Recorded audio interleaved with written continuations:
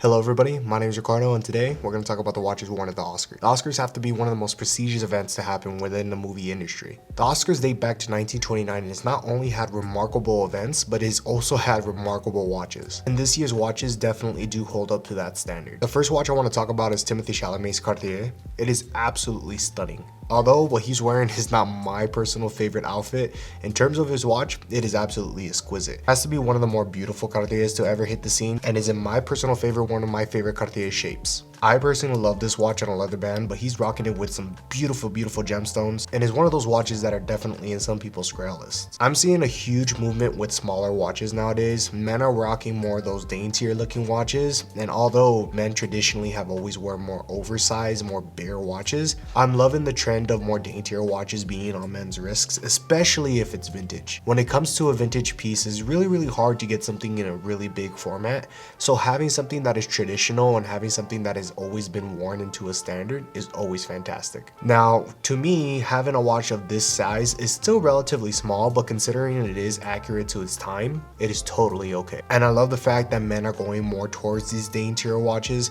I feel like the oversized look or the bigger look is always going to be okay, but to a certain extent, I feel like these more smaller traditional watches are going to stay in time and in class for a very long time. Ed Norton also wore an amazing Vacheron 222, which has to be one of the most hype watches of 2025. I personally am more in love with more of the vintage look when it comes to the 222, especially when it comes to all gold. But this 222 is absolutely amazing with the stunning blue dial. While some people say that the Vacheron 222 is more on the simple side, I personally love it because it both gives a dressy and a sporty look to any sort of attire that you are wearing. Brad Pitt also wore a 222 recently and it looked absolutely amazing on him as well. Vacheron has been doing some absolutely amazing work recently, and I've been liking them a lot more than these Rolex releases, and same thing that goes with AP and Patek. Their dials and K-shapes are absolutely stunning, and they're not afraid to mess with the more overlooked pieces, which is something I love from a watch brand. Although this watch, in my personal opinion, is more on the sporty side, it looks absolutely amazing with a suit. And Vacheron is slowly but surely becoming one of my top 3 watch brands of all time. Next, we have Andrew Garfield with the Jaeger LeCoultre from the Reversal line. We're used to Andrew Garfield wearing more Omega during these type ceremonies, but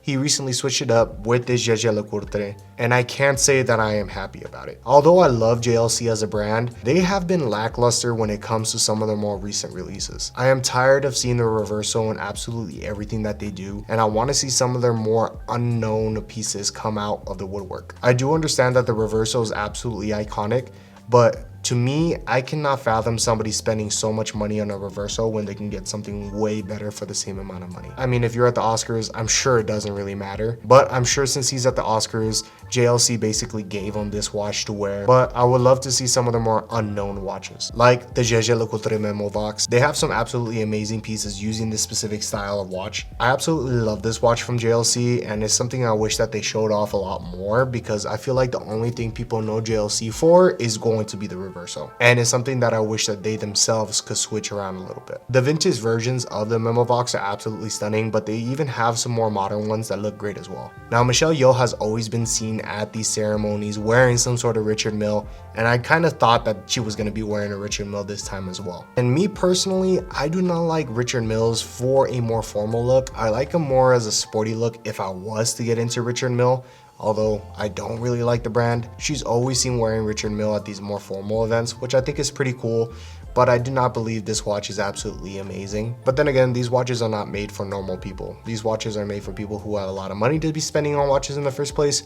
So I do understand every once in a while if someone's gonna get a Richard Mille to wear at a formal attire. And she's just having fun with it. The majority of people who own Richard Milles in the first place, they wear them to formal and to sporty events, so she's just having a good time. Me personally, I would not wear a Richard Mille to a formal event, but for her, she can pretty much pull anything off. Now, in terms of women's watches that I absolutely do love, Ray is seen wearing an Audemars Piguet Royal Oak, but it is absolutely stunning. I personally love to see dainty watches on women's wrists, and the fact that she's wearing one and not something super overbearing is an A+ for me. I love that she's wearing a more daintier watch, and it's something that's pretty out of norm with modern day. A lot more women are wearing a lot more bigger watches, but I do wish for us to go back a little bit and wear some of these more daintier watches. Same thing with men and same thing with women. I love her change of direction when it comes to this royal oak, and I love the way she's wearing it. And in my personal opinion, aesthetically, it is absolutely perfect. I do like the fact that we're moving towards more smaller watches as a whole, because these bigger watches are getting super out of hand. We're saying that normal modern day women's watches are around that 36mm mark, when just 20, 30, 40 years ago, wearing a 36mm was exactly the correct size for wearing for a men's watch. I do love the fact that men and women are both getting into smaller watches, because I do believe that the bigger watches are getting super played out. The fact that these bigger brands are selling 34, 36mm watches as a women's watch is absolutely ridiculous. When just 40 years ago, wearing a 40 or 45mm watch was absolutely crazy. So I do hope the watch community as a whole is more accepting of these smaller watches, and overall we can create the community even better with big watches and with small watches. Another watch I absolutely loved during the Oscars was Cole Walliser.